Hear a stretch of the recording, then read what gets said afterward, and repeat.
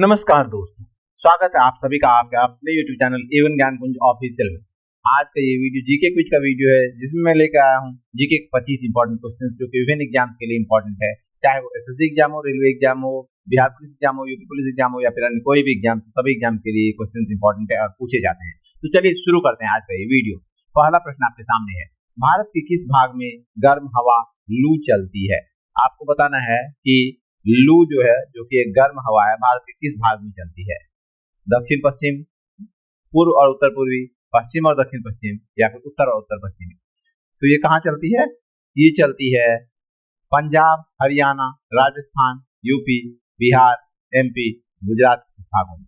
सही उत्तर होगा उत्तर और उत्तर पश्चिमी भागों में।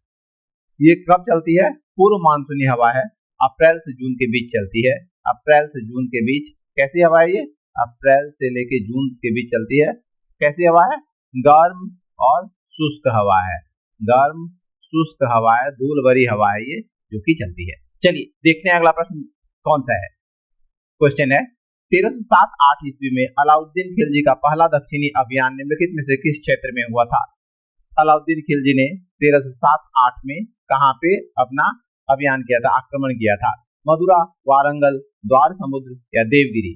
साउथ का पूछ रहा है, तो सही उत्तर क्या होगा? तो ये जो अभियान चला था, ये चला था देवगिरी में। देवगिरी में मलिक काफूर के नेतृत्व में ये अभियान चलाया था। किसने? अलाउद्दीन खिलजी ने। मलिक काफूर के नेतृत्व में अभियान चला था। यादव राजा रामचंद्र था और रामचंद्र से ही दिल्ली सल्तनत का वो शासन लेना था अलाउद्दीन खिलजी को। अगला प्रश्न ये रहा, निम्नलिखित में से किससे प्रकृति कार्यात्मक इकाई के रूप में दर्शाया जा सकता है? प्रकृति की कार्यात्मक इकाई कौन सी है, ये बताना है आपको। पारिस्थितिक तंत्र, मानव, वाहन या पौधे? तो यहाँ पे सही उत्तर क्या होगा? जो प्रकृति की कार्यात्मक इकाई है वो है पारिस्थितिक तंत्र, दैट इज इकोसिस्टम। क्या है? इकोसिस्टम। इसमें क्या क्या आते हैं? इसमें बायोटिक कंपोनेंट और एबायोटिक कंपोनेंट दोनों ही आते हैं। बायोटिक कंपोनेंट में हो गए लिविंग बींग्स, जो भी जीव हैं, जैव हैं, वो हो गए बायोटिक कंपोनेंट, और उसके जो फिजिकल एनवायरनमेंट हो गए, जो वातावरण हो गया, वो हो गया एबायोटिक कंपोनेंट। अगला प्रश्न ये रहा आपके सामने, ग्रीष्म ऋतु के महीनों में प्रायद्वीपीय भारत पर पूर्वी जेठ धारा किस अक्षांश पर बहती है? प्रायद्वीपीय भारत पर पूर्वी जेठ धारा ग्रीष्म ऋतु में, गर्मी के महीने में कहाँ बहती है, कौन से अक्षांश पे, ये बताना है आपको। तो इसका सही उत्तर क्या होगा? इसका जो सही उत्तर है ये है 14 डिग्री उत्तरी अक्षांश पे ये बहती है। मानसूनी वर्षा के लिए बहुत ही महत्वपूर्ण है ये हवा। मानसूनी वर्षा के लिए इंपॉर्टेंट है ये हवा। पूर्व से पश्चिम की ओर बहती है, पूर्व से पश्चिम की ओर बहने वाली हवा है। ठीक है, ये बंगाल खाड़ी और अरब सागर दोनों में बहती है। अगला प्रश्न ये रहा आपके सामने, महिला प्रीमियर लीग 2023 क्रिकेट का उद्घाटन मैच निम्नलिखित में से किस स्थान पर खेला गया था? चेन्नई, कोलकाता, दिल्ली या मुंबई? तो ये खेला गया था मुंबई में। किसके बीच हुआ था? गुजरात जायंट्स और मुंबई इंडियंस के बीच ये मैच खेला गया था। अगला प्रश्न ये रहा, जब पानी में बिजली प्रवाहित की जाती है तो किस प्रकार की रासायनिक अभिक्रिया होती है? अपघटन, द्विविस्थापन, संयोजन या विस्थापन? तो इस प्रोसेस को क्या कहते हैं? जब पानी में बिजली प्रवाहित होती है तो उसे कहते हैं इलेक्ट्रोलाइसिस। क्या कहते हैं? इलेक्ट्रोलाइसिस। और ये जो रासायनिक अभिक्रिया है ये है अपघटन की अभिक्रिया, जिसको कि इंग्लिश में क्या कहते हैं? डिकम्पोजिशन। क्या कहते हैं? Decomposition. Option A is the correct answer. अगला प्रश्न ये रहा आपके लिए, गोविंद जी नर्तनालय निम्नलिखित में से किस राज्य में स्थित है? ये सारे क्वेश्चन इंपॉर्टेंट है और पूछे जाते हैं एग्जाम्स में, तो अच्छे से देख लीजिए इन क्वेश्चंस को और वीडियो को शेयर भी कर दीजिएगा, जिससे कि आपके जो दोस्त हैं वो भी जान सकें। क्या पूछा? गोविंद जी नर्तनालय। तो गोविंद जी नर्तनालय जो है ये स्थित है मणिपुर में। कहाँ पे है? मणिपुर में। मणिपुरी नृत्य को बढ़ावा देने के लिए नर्तनालय बनाया गया है और इसकी स्थापना किसने की थी? गुरु विपिन सिंह, जिसके फाउंडर थे। विपिन सिंह। कौन? विपिन सिंह, गुरु विपिन सिंह, जिसके फाउंडर थे। अगला प्रश्न ये रहा आपके सामने, भारत के किस राज्य में जल संचयन के लिए कुंड या टांका का उपयोग किया जाता है? कुंड का उपयोग कहाँ पे किया जाता है, ये बताना है आपको। तो इसका जो सही उत्तर है वो है कौन सा? राजस्थान। राजस्थान में कुंड का प्रयोग किया जाता है। ये ट्रेडिशनल हार्वेस्टिंग, वाटर हार्वेस्टिंग का एक मेथड है। अगला प्रश्न ये रहा आपके लिए, रुद्रदामन का निम्नलिखित में से कौन सा शिलालेख शुद्ध संस्कृत में रचित प्रारंभिक भारत का पहला शाही अभिलेख था? रुद्रदमन का अभिलेख के बारे में बताना है आपको। तो यहाँ पे जो होगा वो सही उत्तर क्या होगा? यहाँ पे जो सही उत्तर होगा वो होगा गिरनार अभिलेख। कौन सा? गिरनार अभिलेख। गिरनार की पहाड़ी में स्थित है गिरनार की पहाड़ी में स्थित है ये, और इसे जूनागढ़ अभिलेख के नाम से भी जाना जाता है। जूनागढ़ अभिलेख के नाम से भी इसे जाना जाता है। किसे? रुद्रदामन का जो पहला अभिलेख था उसे जूनागढ़ अभिलेख के नाम से भी जाना जाता है। पहला था ये शिलालेख था, ये संस्कृत में रचित। अगला प्रश्न ये रहा आपके सामने, भारत की जनगणना 2011 के अनुसार ग्रामीण भारत में महिला कार्यबल भागीदारी दर किस राज्य में सबसे अधिक है? महिला कार्यबल भागीदारी दर सबसे अधिक किस राज्य में, ये बताना है आपको। तो इसका सही उत्तर है वो है हिमाचल प्रदेश। यहाँ पे 44.8% महिला कार्यदल भागीदारी। इसके बाद नंबर आता है नागालैंड का, जहाँ पे है 44.7%। यहाँ पे नागालैंड में है 44.7%। फिर नंबर आता है छत्तीसगढ़ का, और छत्तीसगढ़ में कितना है ये? छत्तीसगढ़ में है 39.7%।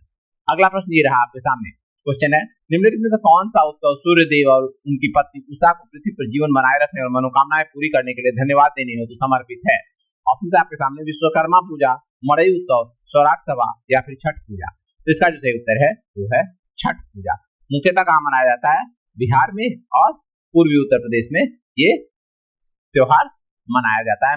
मुख्य रूप से बिहार और पूर्वी उत्तर प्रदेश में ये त्योहार मनाया जाता है। ठीक है, चलिए बढ़ते हैं आगे, देखते हैं अगला प्रश्न। क्वेश्चन है आपके सामने, गगन नारंग ने किस ओलंपिक में कांस्य पदक जीता था?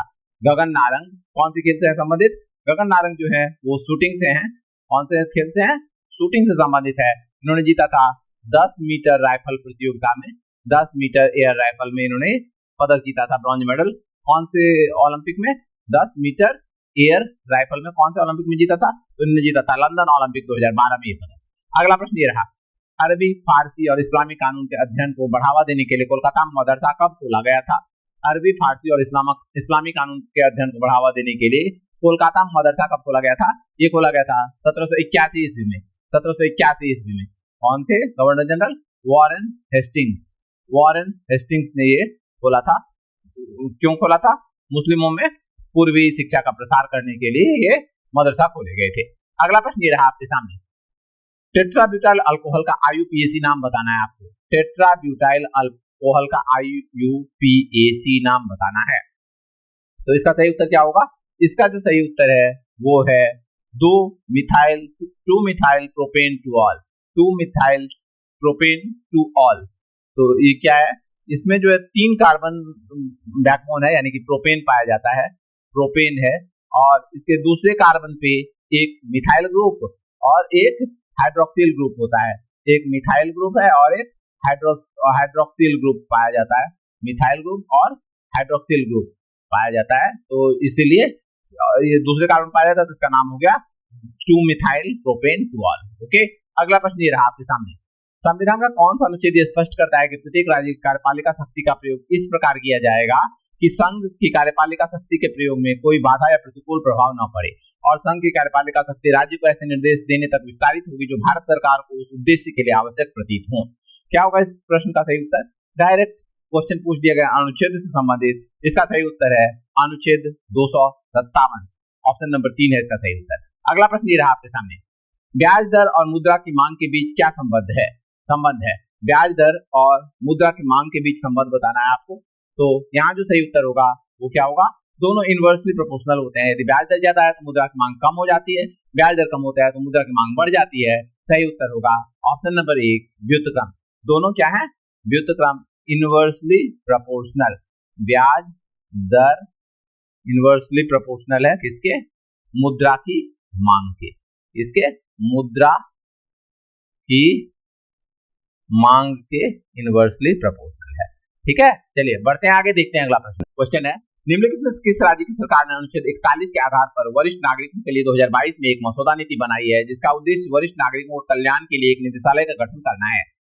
कर्नाटक, केरल, तमिलनाडु या फिर तेलंगाना? तो इसका जो सही उत्तर है, ये बनाया गया किसके द्वारा?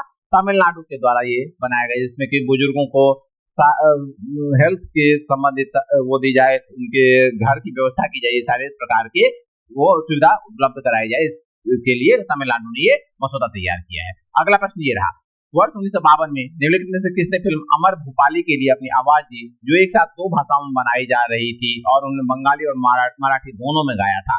बंगाली और मराठी दोनों भाषा में उन्होंने गाया था, वो कौन थे? तो इसका जो सही उत्तर है वो है मन्ना डे। सही उत्तर मन्ना डे। अगला प्रश्न ये रहा, निम्नलिखित में से कौन सा कथन हरित क्रांति को सही ढंग से परिभाषित करता है? हरित क्रांति को कौन सा कथन परिभाषित करता है ये बताना है आपको।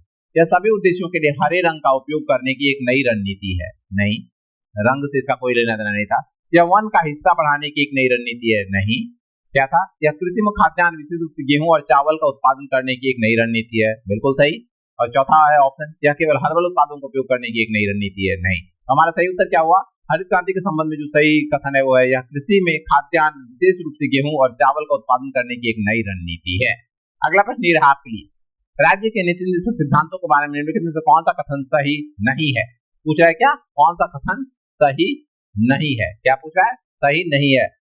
ये देश के शासन के लिए दिशा निर्देश प्रदान करते हैं। बिल्कुल सही है। ये न्याय संगत प्रकृति के हैं। नहीं, ये न्याय संगत नहीं होते हैं। न्याय संगत यानी कि इसके जो उल्लंघन हो तो कोर्ट में नहीं जा सकते, तो ये न्याय संगत प्रकृति के नहीं होते हैं। हमारा जो उत्तर हो जाएगा ये हो जाएगा ऑप्शन नंबर बी। तीसरा देखने क्या कथन, ये सरकार पर नैतिक रूप से बाध्यकारी है। बिल्कुल सही है। और चौथा कथन है ये सामाजिक और आर्थिक विकास सुनिश्चित करते हैं। ये कथन भी बिल्कुल सही है। तो हमारा उत्तर हो गया ऑप्शन नंबर 2। चलिए, उम्मीद करता हूँ वीडियो आपको पसंद आया होगा। वीडियो पसंद आया तो वीडियो को लाइक कर दीजिए और वीडियो को शेयर भी कर दीजिए और चैनल को सब्सक्राइब कर लीजिए। धन्यवाद।